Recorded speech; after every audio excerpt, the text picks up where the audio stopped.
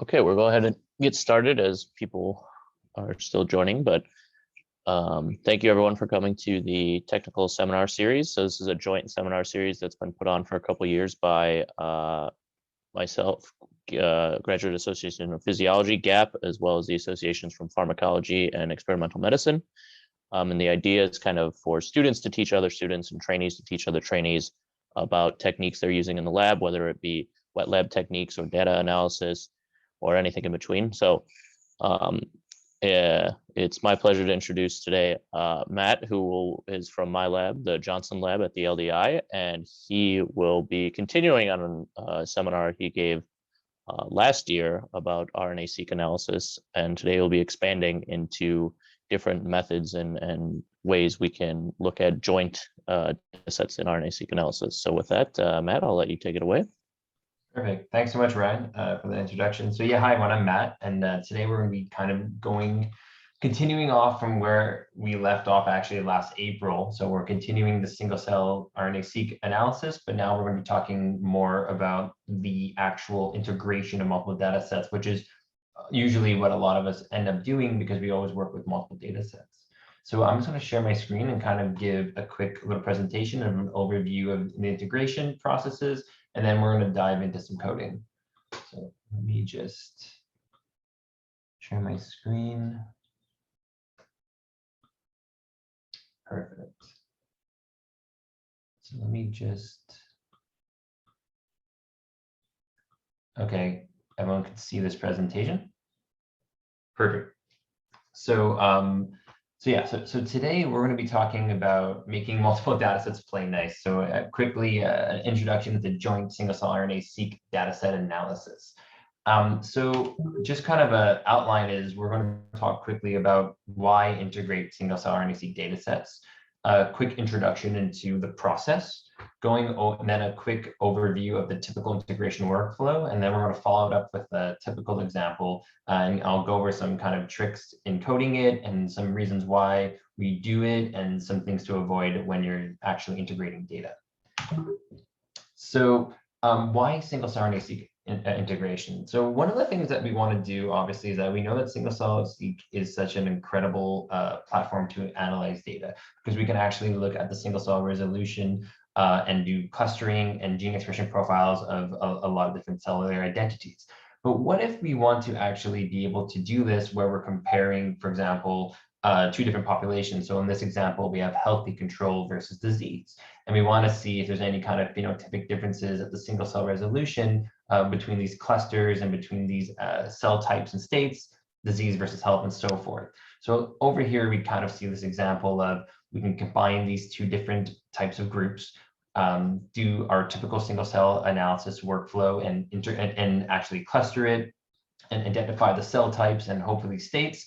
And then we kind of want to start looking at, disease-specific population, disease-specific gene expression profiles, and so forth.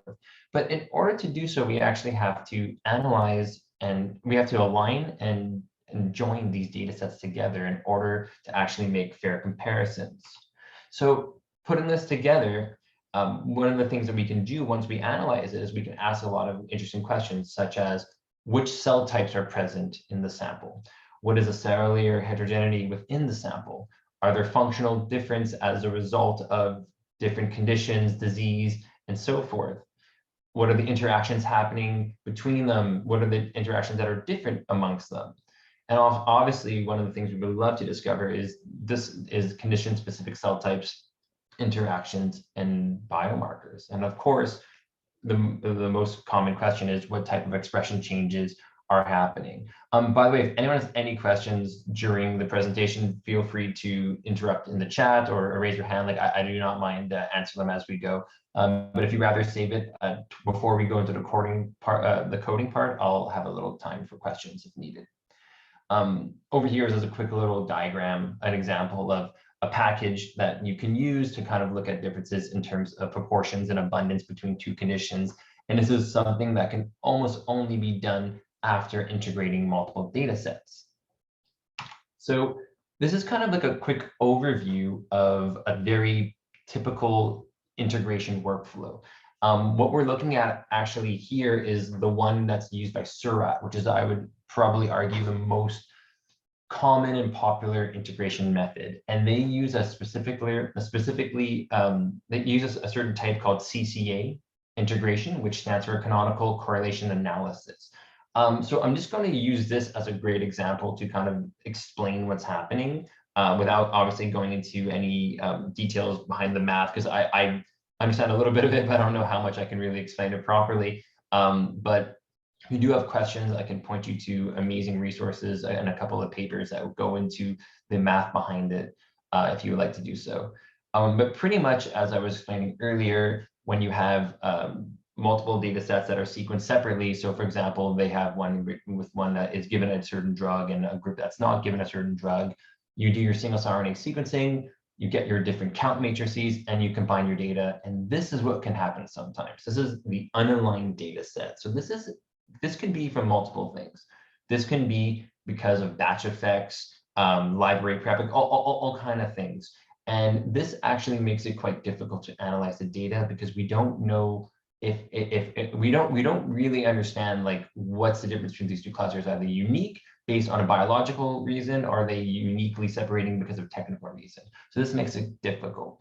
So one of the things that SURAT's technique does, for example, is they actually use this technique, as I mentioned earlier, the CCA integration method, where they actually pretty much try to find, they try to take the most highly variable genes identified in these two sets, and pretty much does this kind of maximal correlation function where it tries to find the most genes that are highly expressed and correlate with each other. And they use them as anchors pretty much to help align this shared structure. So after doing such and identifying these anchored markers, these anchored genes, you're able to actually align the data set. And as you can see, both conditions now are kind of grouping together. And then from doing this, we can go forward and continue pretty much your classic workflow between the aligned data with the aligned data set, and actually start looking at the differences between the two populations. So this is kind of like a quick overview of how they kind of do this. But you're asking a really important question now is, well, do we need to integrate? And this is a huge question that a lot of people often ask themselves, and there's many times I've asked myself too. And there seems to be, it seems to be a pretty big debate in the single cell world, because one of the fears of integration is that there is a possibility that the biological effects could be integrated out. It could be seen as a technical artifact. And that would be obviously horrible, because if you're looking at a difference between a drug given group and a non-drug given group, for example, control and stimulation, and the algorithm decides the actual difference that you seek is technical and it removes it, all of a sudden that can be really problematic. So one of the first things that we ask ourselves is, do we integrate? And this is a really hard question to answer, but through the coding session, I will kind of share a little bit of tips that I find helpful. And then I'll also explain some of the kind of things that you can try to decide for yourself. So one of the first things to show is this. I showed this slide previously in my first workshop, just to kind of show an example of what an unaligned data set looks like. And when you have something this so obviously mismatched, it's a pretty good indication that this is more from a technical issue than an actual difference of biological state. So this is a great example of doing a simple merge of all your data, clustering it, and if you see this, it kind of gives you, okay, like this is not good. We should probably utilize some form of data integration or batch correction algorithm in order to get something more similar to this, where we can actually see that the populations are mingled, but they're still obviously clearly separated. And this is really important for any downstream analysis. So once you actually get to this kind of thing, it's really, oh, is this a question? I think. Can I ask a question here? Sure. So here in the left UMAP, so yeah, the separation of like some part of like control and STIM is the same as the separation of the within itself, within the control and the other condition itself. How do you then how do you say that this is the batch effect? How do you say it's a batch effect? That's a good question. And I think so because now you see, like, for example, this like one blob, there is one blue and one pink separated as much as the one under the bottom left is separated from the rest, you know, like this, for example, right? Yeah. So what? There's still a bit of mixing, right? So Yeah. how do you say that this is not biological? It could be just biological. Yeah, and that's a really good question. And to be honest, one of the things that is really important is when you, like, you would hope that, you know, some prior knowledge would kind of help you, you know, by looking at certain genes that are expressed would kind of help you see if, for example, like if we know that this is showing, let's say we're looking at PBMC and these are supposed to be CD8 T cells, for example, or monocytes, but we see kind of, you know, we see B cell markers or something like that. That's like one little way to kind of give yourself a little bit of confidence. But when you see like kind of a mirrored clustering, so if you can kind of see that these groups literally look like a reflection or almost symmetrical, right? And that is, from my understanding, is a good indication that they're kind of clustering together because they share somewhat of a similar genotypic profile, but it's not aligned enough that they are considered one. So they're kind of on top of each other. So what's changing it might actually be something completely related to like sequencing depth or something, for example, not so much actually gene expression. So one of the things that you have to convince yourself of is if you get this and you're like, okay, maybe it's not fully technical, you would want to look at some gene expression just to see if you see any kind of intermingling of stuff. So that's one of the things. But as you could tell, it's always a hard question to answer, and which is why it's such a big debate in terms of integration. Yeah, thank you for the clarification. No problem. So yeah, so sorry. I just had another question. Sure. Can you hear me? Yeah, I can hear you. Okay, I just had another question kind of based on a similar thing on deciding whether batch effect is actually occurring or not. So I was wondering if you see this kind of just like a qualitative, just a visual interpretation that they're splitting by batch. Is this something that you normally see across all of the dimensionality reduction techniques? So for example, UMAP and TSNE, would it ever be a situation where you see it in one but not another? Because it seems like a little bit dependent on the way that you've displayed it. So you're asking that by viewing the different dimensional reduction visualizations, you should see it across them. So for example, you should see it in the PCA representation, the TSNE and UMAP. Most likely you will in all three of them. Okay, that's good to know then. Yeah, because and I'll show an example of that actually in the coding part.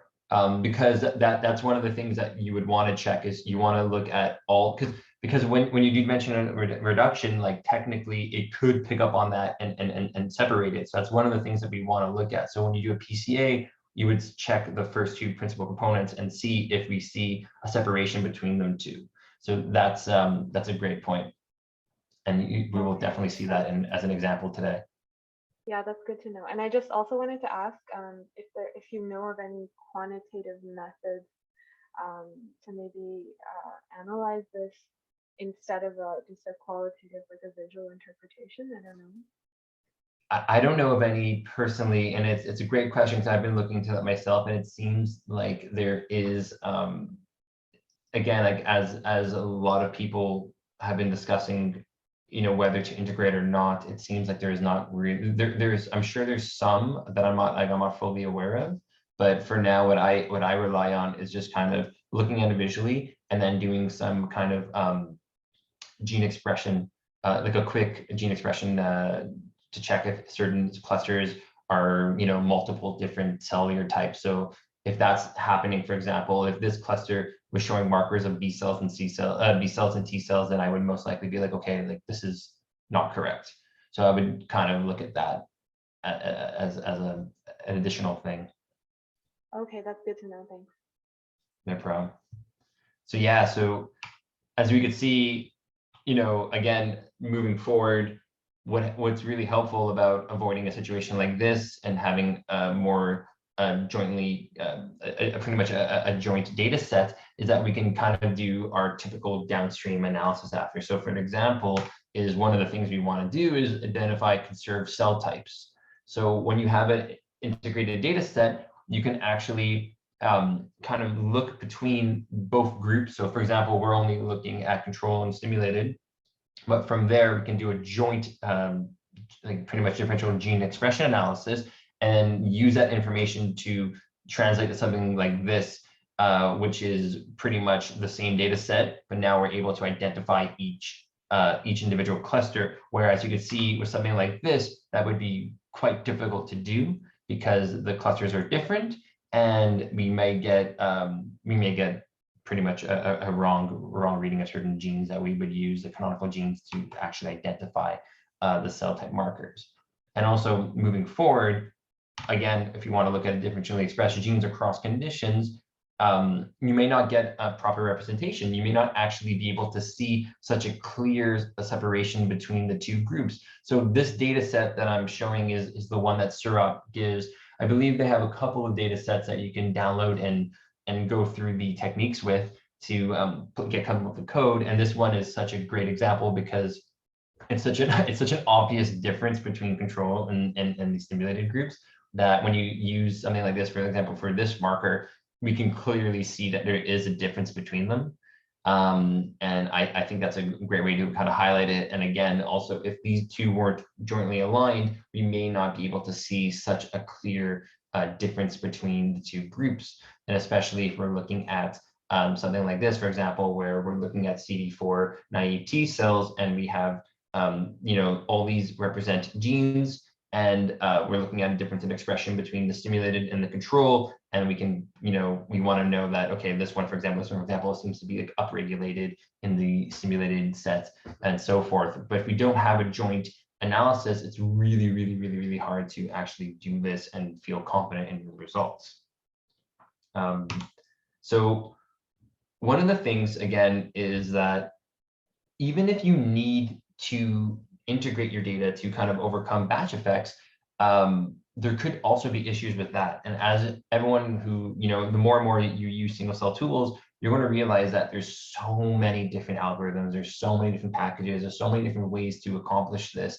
Most likely using SURAT integration will be fine, and majority of us use SURAT, and it's incredible. But there's so many different ones that are important because, for example, given the nature of your data set, maybe SURAT's integration methods might be a little bit too good and overcorrect your data, and that can be an issue. So within SURAT, they actually offer different tools such as reciprocal PCA, and they also have other things like fast mutual nearest neighbors, a package called Harmony, and so forth. So I invite you to look at this paper. I'll just go over this figure, but if you want more detail, there's an amazing paper called the Benchmark of Batch Effect Correction Methods for Single RNA Sequencing Data. So what they do is they use a lot of different types of data sets, and they compare the raw merging of them, so just the uncorrected data, and they go through all the different algorithms. So as you see here, we have SURAT 2, 3, Harmony, which is popular, fast MMN, and then corrected, and so forth. And you can kind of see how they each treat the same data set. And the example I chose here, of course, is a PBMC one, because it's a very common data set that you will most likely use either in your own research or in just practicing, because they're obviously mostly available. So as you can see here, for example, we have the raw, this is like the raw data set, and you can see it's clearly separated into the two different conditions, which are two different batches. So one is a 10x, the two different 10x library kits pretty much. And as you can see, like each different algorithm has its own kind of quirks to it. And you can see, for example, like Combat and Lima seem to do a pretty poor job compared to Harmony and SURAT 3 and SURAT 2 and so forth. So there's clear kind of ways to go about this. So one of the things I invite everyone to do is that if you are worried that there is potentially overcorrection, it's totally fine to do it using multiple techniques and to see what comes out. So usually I always kind of use SURAT 3 or Harmony.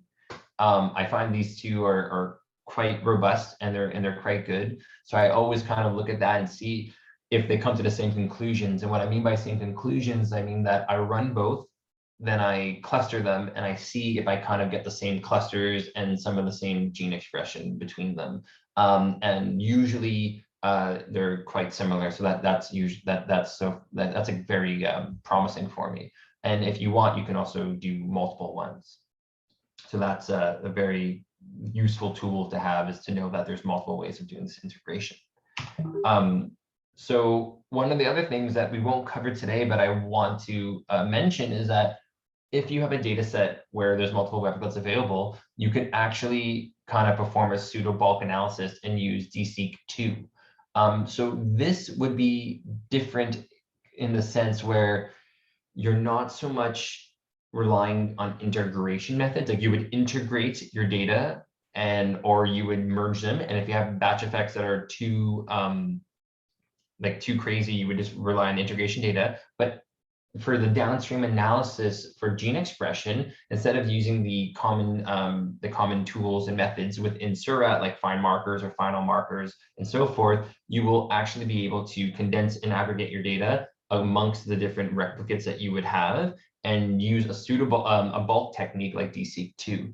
I haven't done much bulk RNA analysis other than a couple of examples while I'm learning, but this seems really, really promising, and a lot of people are actually doing this in tandem with both techniques. So this is something we won't cover today, but I just want to put it out there. And if you are interested in it, feel free to write me a message, an email, and I can share some really great resources with you, and also like potentially talk you through an example if needed, because the only thing that makes this one a little bit difficult, which is why I didn't include it today, is that to get your data set aggregated and set up for DSeq2, there's some additional coding steps that are a little bit laborious, but this is a very excellent way of kind of checking your work. So anyone have any questions before we get into kind of some coding examples? I don't know if there's anything in the chat. I don't even know. Oh, here's the chat. I have this example, is this question about the values of the expressions after integration. Do the value changes or? After integration. So they change the values across both samples, or gene expression values? So you're wondering if the gene expression between two samples will change, like if you integrate or not integrate? Yes, yeah. So that depends on a couple of things. Again, that depends on if, for example, if you're overcorrecting the data, or if you don't need it at all. But it shouldn't change it too much. And this is why one of the things I mentioned earlier is that a good rule of thumb is if you have prior knowledge about the cellular identities that you're looking for. So let's say your data set is from PBMCs, so you're expecting to see T cells and B cells and so forth.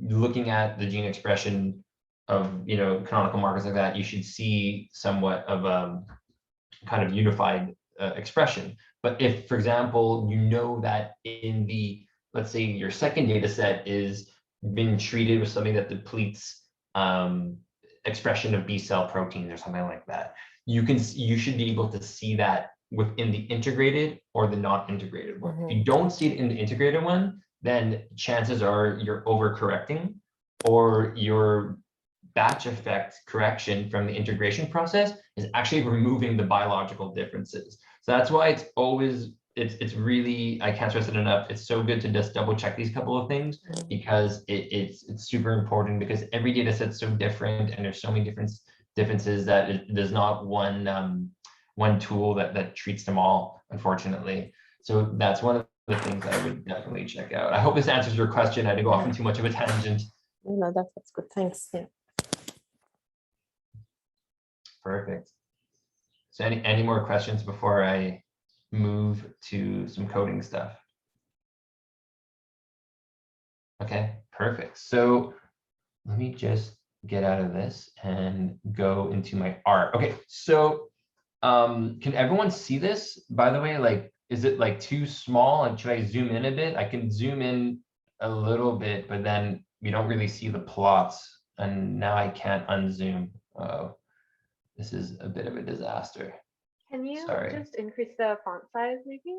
Yeah, I'm going to do that quickly. I'm just going to reload this because I don't know what I did wrong here. Hang on. I feel like I zoomed in and now it's unzoomed. I can't zoom out. Oh boy. Okay, so wait, give me 1 second. I'm just gonna stop sharing because I just want to fix this Zoom issue. And then we will.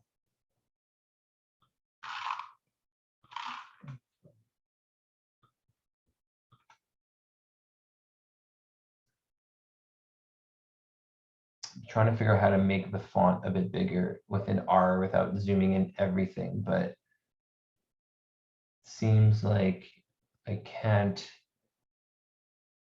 do this with ease.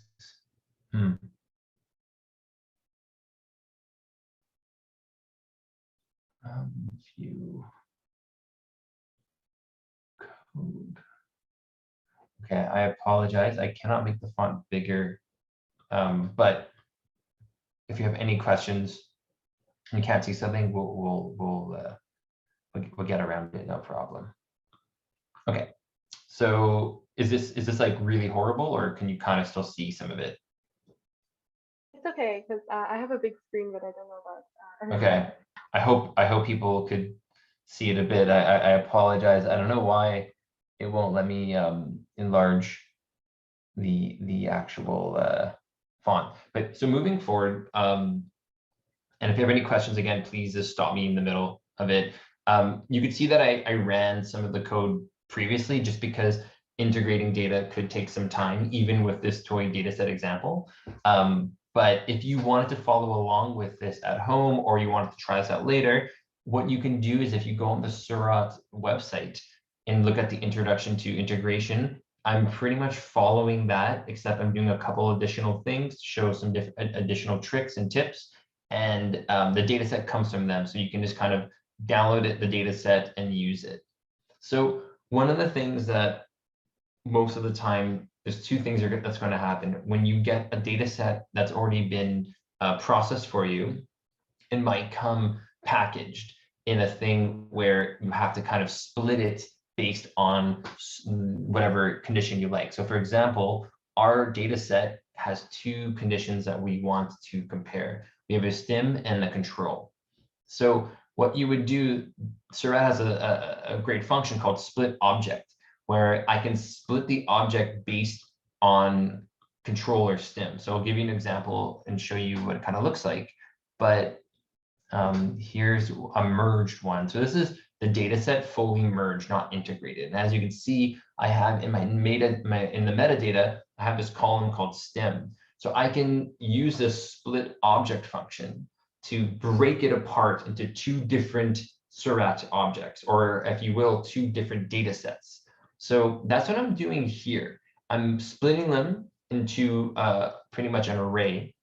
And so I have them separate because I want to show you that this is the first step I recommend doing, is to see if you really need to integrate or not. And by doing so, what you need to do is if you have multiple data sets and multiple runs, you want to merge them together into one data set. So SURAT has a function called merge, and you can just put in your data set. So for example, I have my control here, and then I have my stim here. And if you do have multiple data sets, let's say you have 6 of them, you would, in the Y function, the Y parameter, you can pass a vector of all your data sets. And then, for example, I added cell IDs, so I know which ones correspond to control, which ones correspond to stim, and then I just named the project, which you don't have to do. And when you merge them, you're just following through. So I don't know if everyone's familiar with the standard SURAT kind of workflow where you kind of normalize, you find variable features and scale. If you're not, please interrupt me and I'll quickly explain that. But what we're doing here is we're just doing that again. I took all the data sets, I merged them, and then I'm going through the regular process. I'm normalizing it. I'm finding the top 2,000 highly variable genes. I'm scaling all the genes so they're all comparable, and then I'm running a PCA. So this is actually going to answer one of the questions we got earlier, is that across the different dimensional reduction projections, will we see this batch effect? So here is an example of a PCA of a data set that most likely needs merging. So if we take a look, we can kind of see, can everyone see this big plot I just blew up? So you can kind of see that the two data sets are quite different between in the PCA representation. So what I did, just to double check, is I also ran a UMAP, which the UMAP again is being fed the PCA information, because you have to do PCA before your UMAP. So we should see the same thing. And then again, by doing so and running it there, we have the same thing we're seeing. We're seeing such a clear split between the two data sets. So this is a great example of, okay, I probably need to integrate this to see what's going on. So this is what we're going to do. We're actually going to integrate it. And I don't know if anyone has integrated data before, but so this might be repetitive, but what we're going to be doing pretty much is that for each data set, and this is why it's important to have a data set in a vector like a list. For each one, you kind of treat it like its own individual sample first. So the data set that we're given here from SURAT, it's already been quality controlled. So what I mean by that is it's already been filtered for bad cells based on mitochondrial gene expression, low reads, doublets, and so forth. So if you didn't do that already, you should do that for each sample independently before this step. Because what we're going to be doing is that for each data set, this is what this function is doing here. You could do this in a for loop if you want, or you can even do this line by line. I'm using the apply function in R because it's just a kind of quick recursive way of doing this, but you don't have to do it this way. There's a million different ways to do it. But what all I'm doing is that for each of these data sets that make up this list, and as you can see what this list structure is, I'll just show you, you can see it's two SURAT objects in a list. That's all it is. And I'm saying, okay, for each one, I want you to normalize the data, and I want you to find the variable features of this data. So once that's done independently, so now if we look at this list, we're going to look inside it. So now we're looking at what the object contains, and we can see, okay, there is that information. So for example, here's the RNA assay, and oh, why is it saying there's no issue? I probably have to rerun it. But pretty much what's happening in it is that there is going to be its normalized data and the found functions. So doing that, when you have that finished, now we actually can start the integration process. So one of the first things, as I mentioned in the slides, is that it wants to find the variable features, the highly variable features in each data set, and it wants to try to find them in both data sets. And it does this by this function called select integration features. And all this function really is doing is that it's looking at the highly variable features that were found in this step here, and it's going to see if it can find them if your data set is more than 2. So in our case, we only have 2 data sets. But if you're in more than 2, it's going to take the union of all of them, but the features have to be present in at least 2 of the data sets. And not to get too technical and talk too much about this, but what this is doing is just, it's going to find the highly variable features. And this is actually going to allow it to be fed into the algorithm to be seen if they can be used as anchors. So after running this, we're going to get pretty much, as you can see here, I'll just show you in the console. It's just going to be kind of a giant list of genes that were detected that were highly variable in both data sets. From there, we will take that and we'll find integration anchors. So it'll find the ones that can be used to identify which clusters are which and kind of anchor them together so it's a shared space and a shared projection. Once that's done, you just do the following simple step, which is called integrate data. So at this point, what we're doing is we're saying, okay, we took the found features between all the sets. Then we use that, and now we identified our anchors. Once we have our anchors, we can now take that and create a shared data set. And what's going to be very interesting about this is that now that we have this new integrated data set of both of them, the control and stim, we can start doing our downstream processes. But one thing I would like to point out, if you're not already aware, is that we're going to have a new assay. So traditionally in SURAT, if you're doing just one data set, you're doing the typical workflow, you're most likely going to have either just the RNA assay or the SCT assay if you use SCT scaling. I won't go into that right now, but we'll just use RNA as an example. So what this is that when you integrate the data, there's going to be a new assay called integrated. And I'll show you quickly what that looks like. So we go here in assays, and then here is our RNA. So this is like all the gene expression through all of the identified cells. So we can see here, like this is each expression per cell, per gene.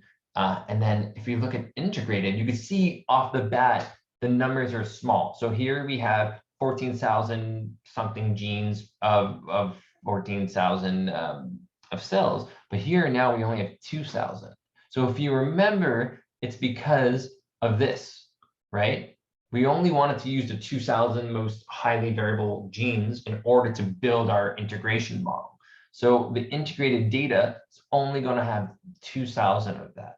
So this is very good for downward stream processes such as PCA and UMAP, but it's very important later on to switch back to the RNA because we want the full gene expression when we start doing differential gene expression analysis and so forth. So I will show you how to switch back and forth, but just so you know, when you do this at home, to be careful that you do switch between them because they are quite different.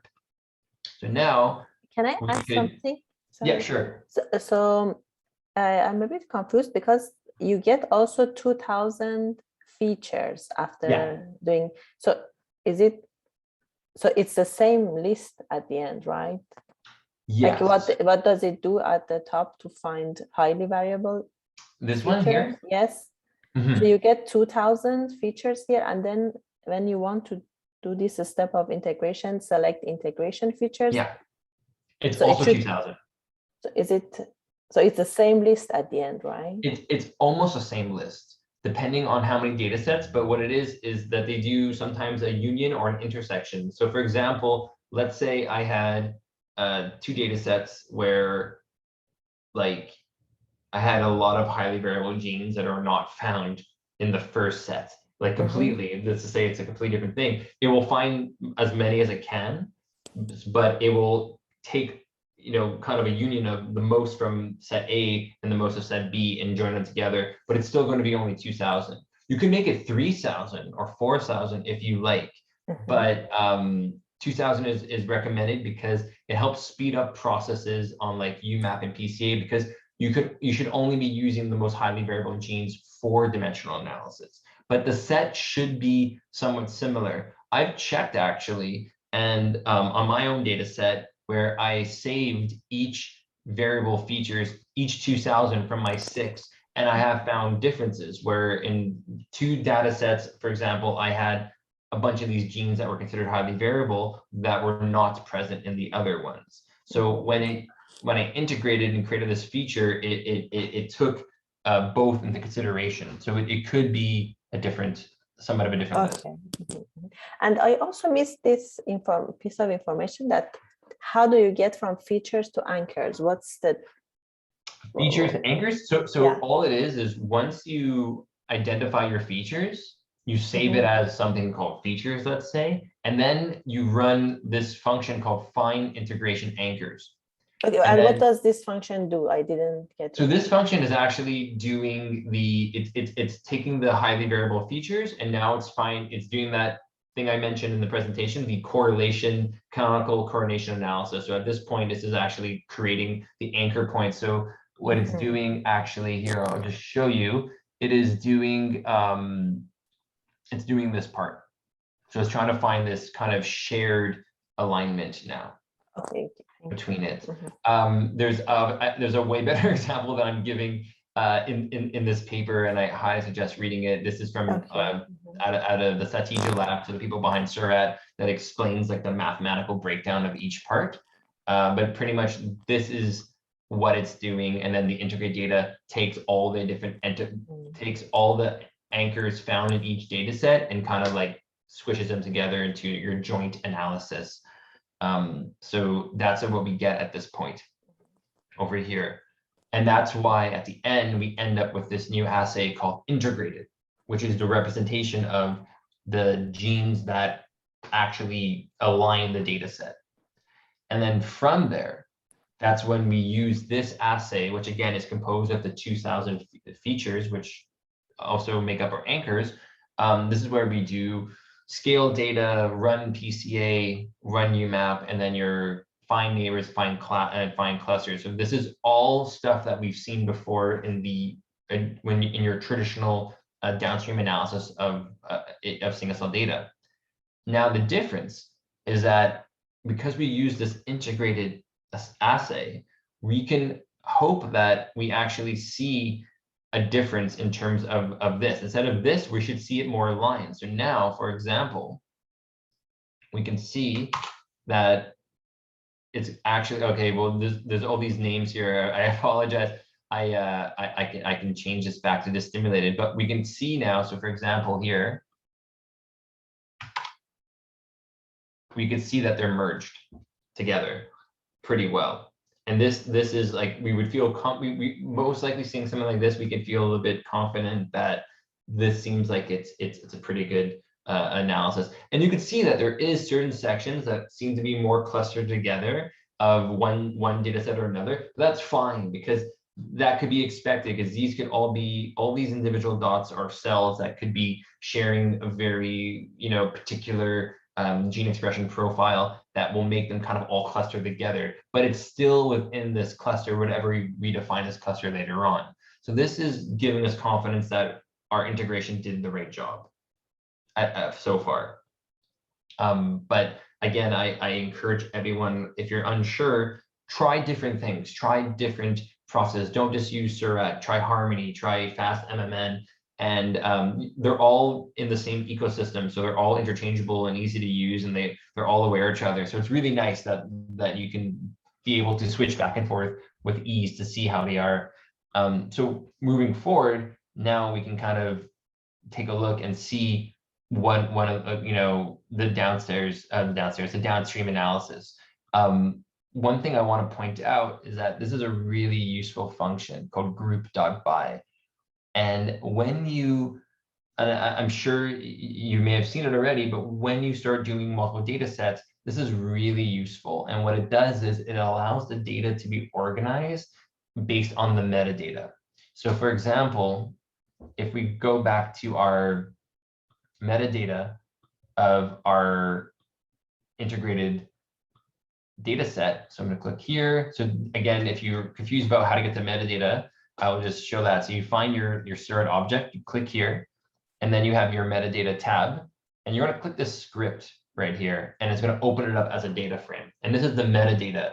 So you can see that each row is the individual cell, and this is the metadata for that individual cell. So we could see the RNA count, the feature count, and so forth. And one of the things here is that we can see, okay, we're grouping right now. We want to color everything. If that cell is a control, color it red. If it's a stem, color it blue. But we can group by whatever we want. So if I want to group by this annotation that we did originally, I can easily just go in and type in cell type. And now look, if I were to run it, it's going to give me this representation now. So that's a really useful feature. You probably already know it, but if not, I'm happy to share it again, because it's so useful, especially if you have a lot of metadata and you want to start grouping and looking at things differently. So now I'm being a bit mindful of time because I realize we have about 10 minutes left, and I really want to show a couple of things. So I won't run much of this code, and I already ran it before, so we can I can show you the results. But now we want to start looking at differential gene expression. And one of the things we want to do is we want to see what are the conserved markers, and this is helpful for us because this can help us identify which cellular identities we have in our data set. Now, this is a feature that you may have not used prior to integration, which is the default assay, where this is how we switch between the RNA and the integrated. So for all things related to gene expression, it's super important to use the RNA assay because this includes all this is pretty much all the genes across all the cells, not just the most highly variable ones. So it's very important to switch to this. If you do the downstream analysis on the integrated, you're limiting yourself to the most 2,000 most variable genes, and it may not be representative of what you need to look at. So by switching it over, I can start now looking at each individual cluster, and I can see, okay, I want to know what are the conserved markers across both conditions. And what you do is you just run it as you were for find markers or find all markers, and your output is going to be something like this. So I call this NK markers because I knew that cluster 6 right over here is a natural killer cell cluster just because of this data set. But what you could do is just call it cluster 6, and then you can kind of see what are the expressed genes. And you can see that it's broken down into the different metadata groups. So we have our control and our stim, and then we have a joint p-value, which is important because this gives you confidence in the marker is identified in both. So this is really good because this is not finding the differences between them. It's finding the ones that kind of stay the same, that are conserved, so we can actually identify our cell sets. And it's a very useful one. You don't have to use it. You could just use find all markers or find markers, but I do invite you to try this one out because it is helpful when identifying what you have. It could be a bit troublesome if you have like 10 data sets and it's going to be a huge thing. So do as you will if you want to use just find all markers in lieu of this. But this is a great way to kind of identify things. One of the things I always like to do is that when you run this, it gives you this kind of output where all the genes are in the row and there's no column. So if you're familiar with R, you can easily do that by just adding a column by putting a $sign by the data frame and then just naming it from the row names, because this will take all the row names and just shift it over to a column. And the reason why is that if I want to look up a particular gene, I can search it up because it will find it in the data set. The search function here doesn't search the row name all the time. So I find it really useful to do it like this personally.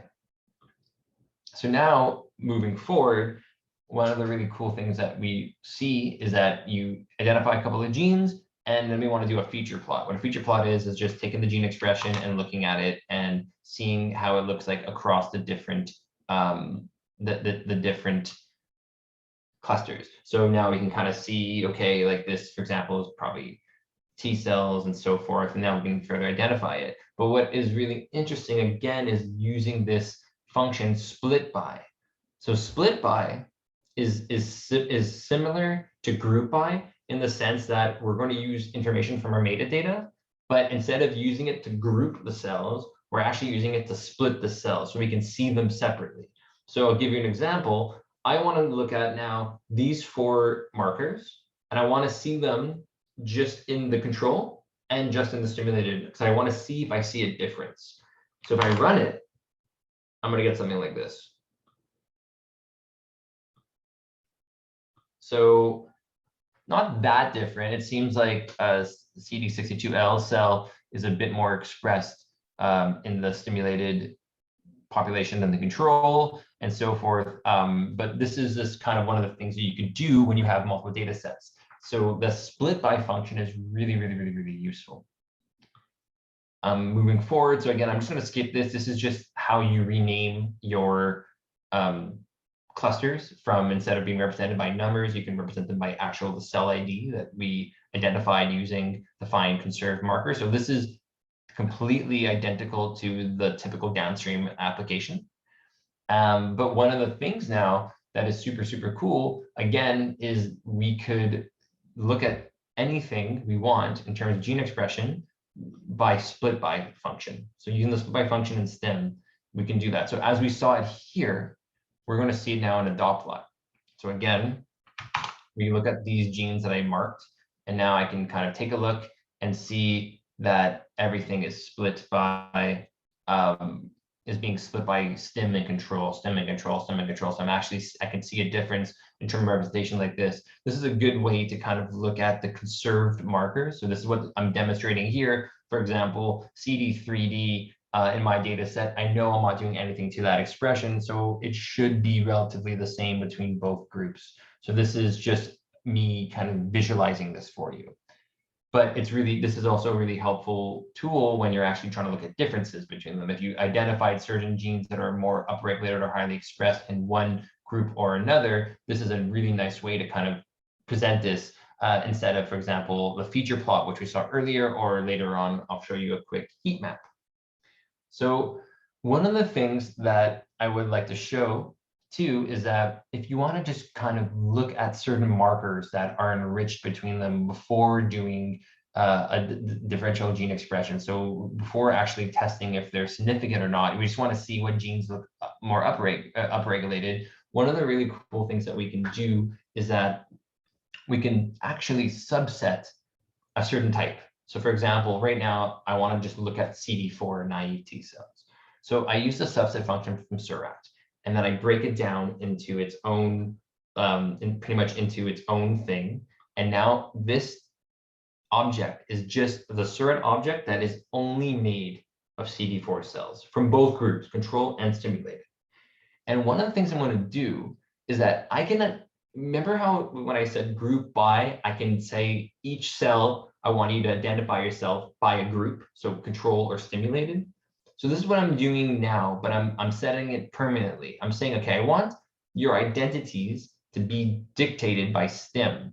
So every cell is going to be known as either control or stimulated, where originally we had it as CD14 mono, blah, blah, blah, so forth. But now we're just saying, I want this just to be between these two.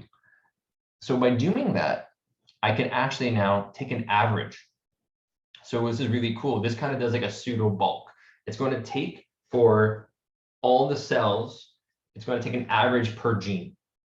And what's really, really useful for that is that here I can show you just what it would look like, is that it gives me now per gene the average of all the cells in control and all the cells in stem for this CD4 population. And this is really, really useful because we can plot it.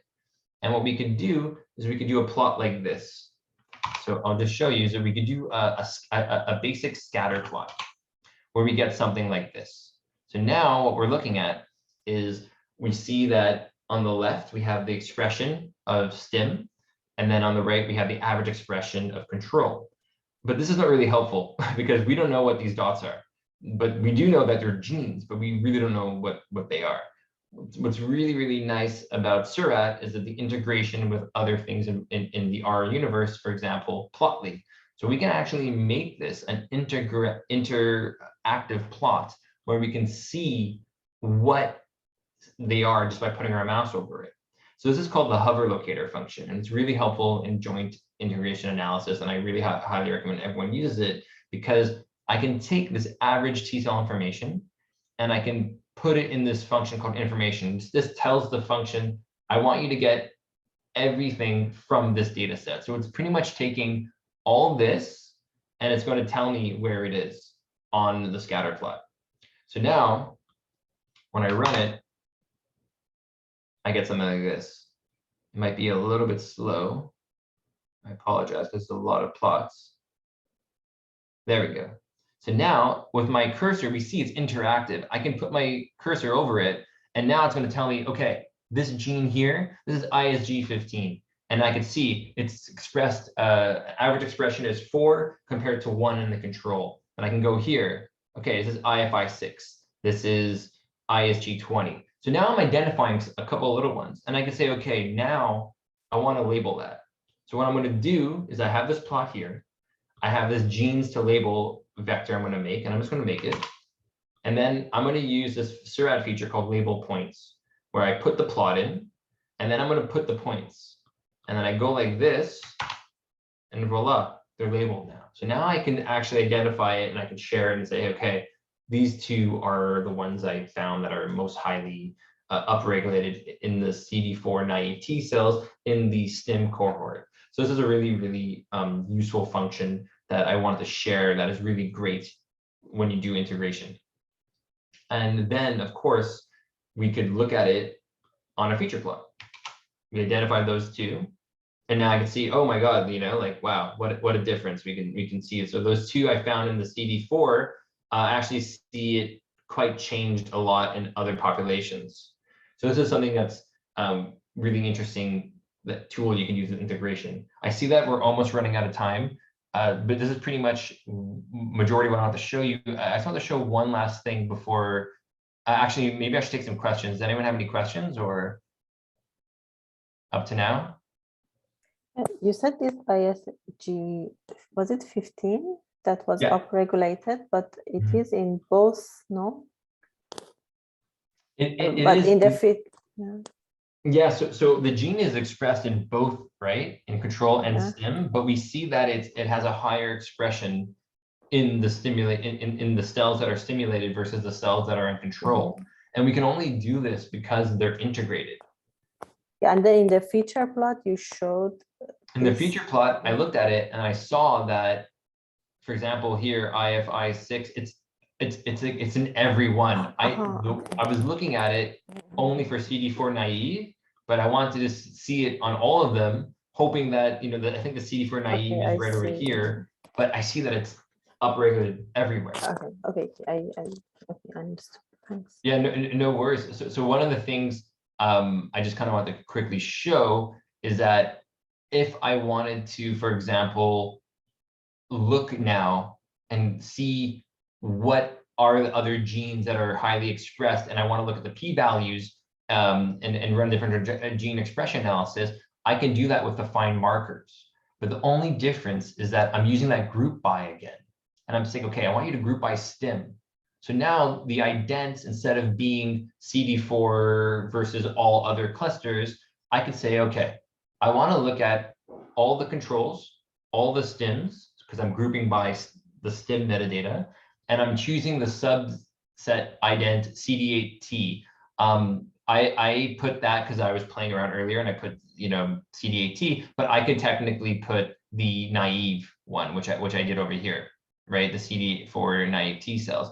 And then what this would give me, I'll just show you an example, is it's going to give me, this is something that we're very much used to, which is like the find gene, the find markers data table. But what we're looking at, the difference here is that the percentages aren't going to be the clusters. Traditionally, you would see that %1 would be like this cluster versus all other clusters. But now we told it that we want to look at only CD8 cells, and the first ident is going to be control, and the second one is going to be STIM.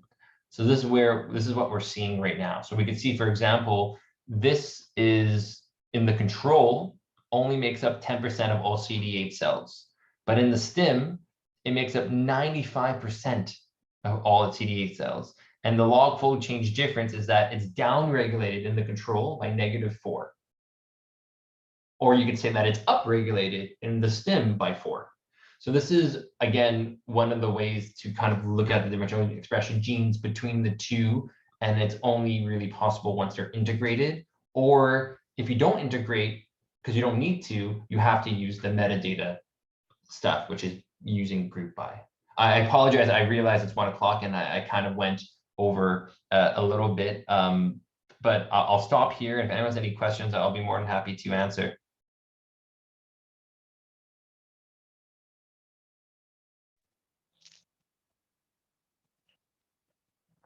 Okay, if there's no other questions, I'd just like to once again thank everyone for attending, and thank you, Matt, for another fantastic talk.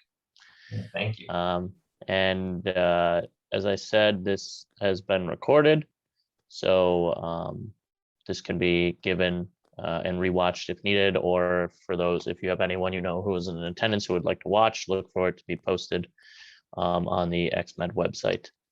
Yeah. And also, we'll be looking for another technical seminar in the next month in December. Still figuring out the speaker for that. Yeah.